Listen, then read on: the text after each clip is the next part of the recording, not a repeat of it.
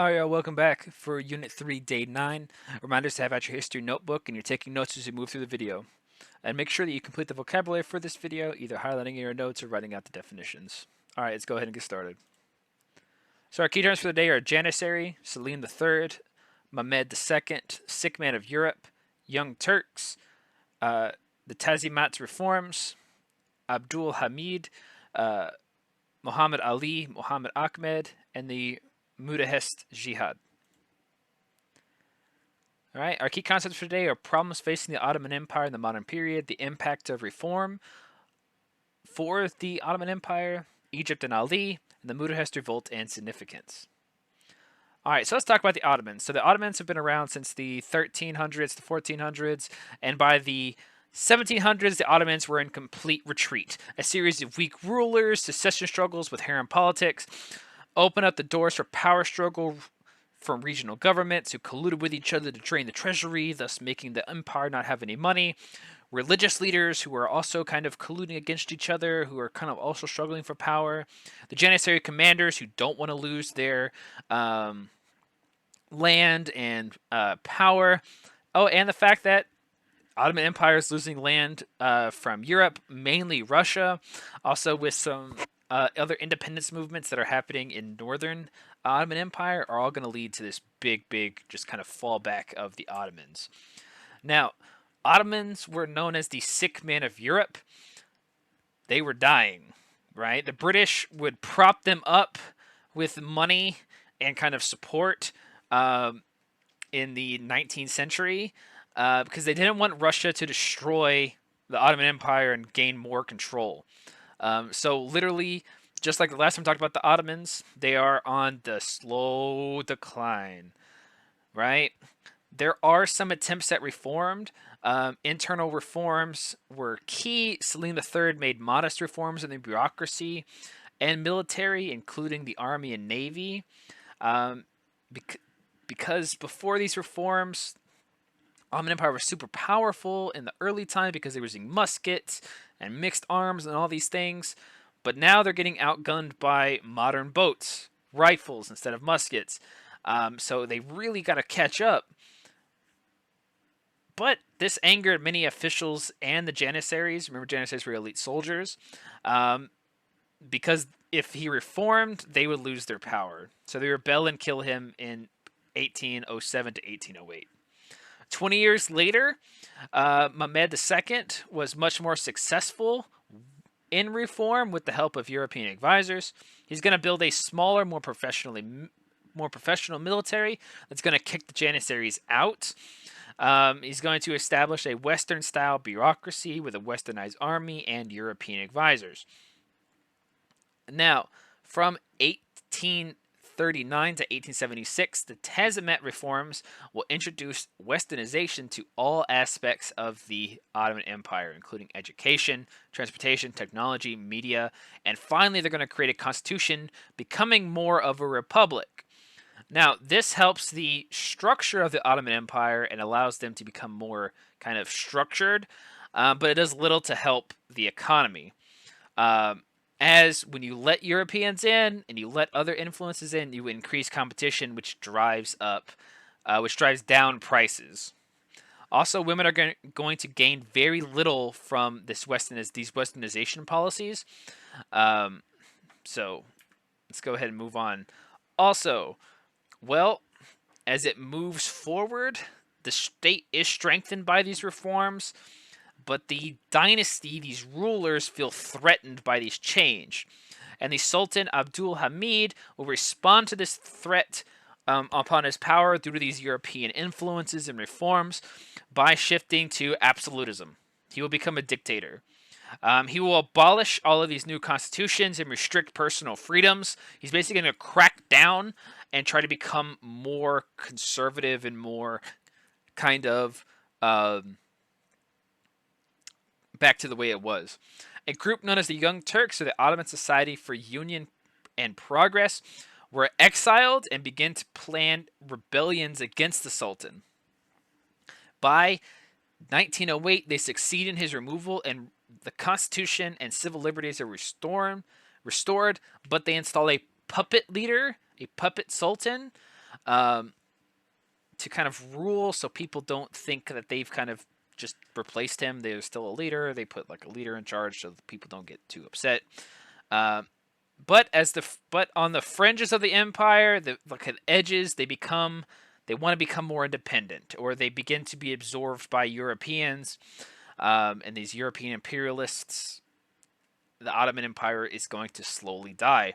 The reason they enter World War I is for a variety of reasons, but the main reason is that they're going to hope of getting back the territory that they lost, but they will fail and be dissolved.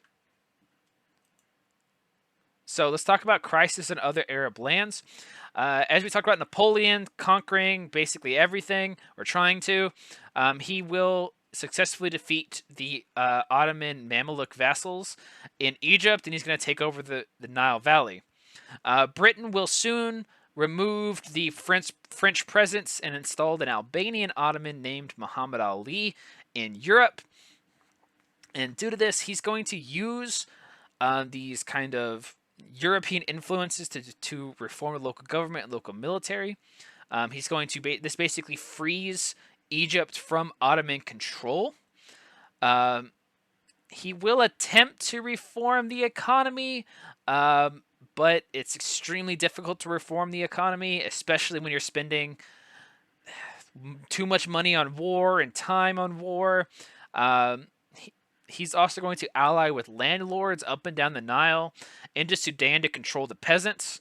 They're going to fail as they resisted his reform attempts, and the peasants become even more impoverished. So he's going to attempt to like ally with all these people, and they'll be like, no, and they're going to rebel. And what happens when you rebel? People become more impoverished.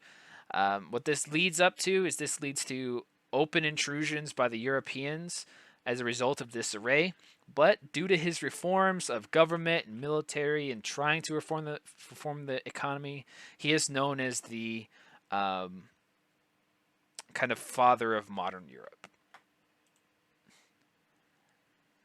Now, Muhammad Ali's successors will abandon his reforms, allowing the landlords to profit at the expense of the peasantry.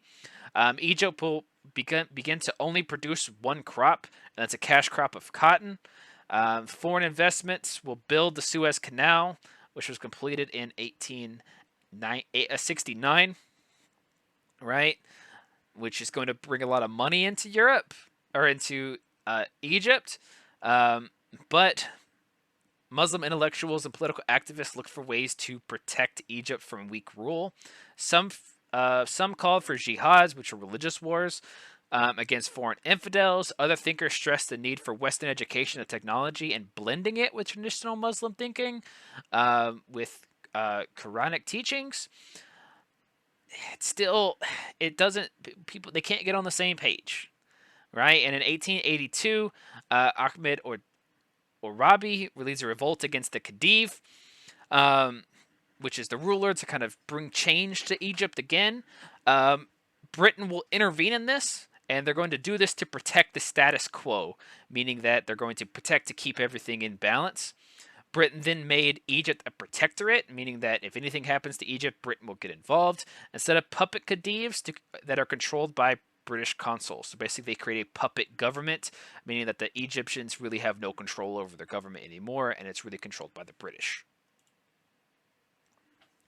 Now, unfortunately, the British were drawn into Egypt's conflicts due to this, especially the conflict in northern Sudan. The Muslims of northern Sudan are backed by Mohammed Ahmed, a religious figure known as a Muhadi, or religious priest. Now, Muhammad Ahmed is going to call for jihad against the Egyptians and Britain. They're doing this for a couple of reasons. They're upset for the UK banning the slave trade. They're upset about the UK's influence in Europe, and they're upset about Western values affecting the Muslim teachings in the region. The Muhadist, his followers, use guerrilla tactics and won control over Sudan. But like most leaders, right, he dies, right? Mahdi dies and was replaced by Khalifa Abdul Ali. Now, under his rule, a strong central state was established with strict control by the Islamic rites and continued to threaten the European positions in the region. In 1896, the British are really getting tired of this, so they send an entire army under General Frederick Kitchener and will defeat Abdul at the Battle of Omdurman. Now, this battle is significant because it does kind of solidify British control in the region, and it's also the last successful cavalry charge. As a result, Egypt and Sudan will fall under the direct control of the British Empire and will remain that way until after World War II. Now, our last thing we need to talk about the Ottomans is going to be the Balkan Wars. Now, the Balkans are the southern European, northern Ottoman empire near Turkey, and this includes Bulgaria, Greece, Serbia, Montenegro. They all become free from the Ottoman Empire due to revolts and independence movements by 1900s. This leads to the Balkan Wars against the Ottoman Empire. So you have all these like smaller countries, which are the ones outlined in red at the top, that are really pushing back against the Ottoman. And this will also indirectly lead to World War One because the Ottomans want to take control back that region, take control back of that region. This leads to a very unstable region, and this region will remain unstable even in some cases up till today, but really into the 1990s. There's a lot of ethnic and religious tension between the Serbs, Christians, Muslims. Everybody really can't get along and figure it out, and this will directly contribute to the death of the Ottoman Empire. All right, y'all. So that's the end of the notes for today. Thank you guys. Make sure you write in the notes. Make sure you're doing the vocabulary, and I'll see you guys in class.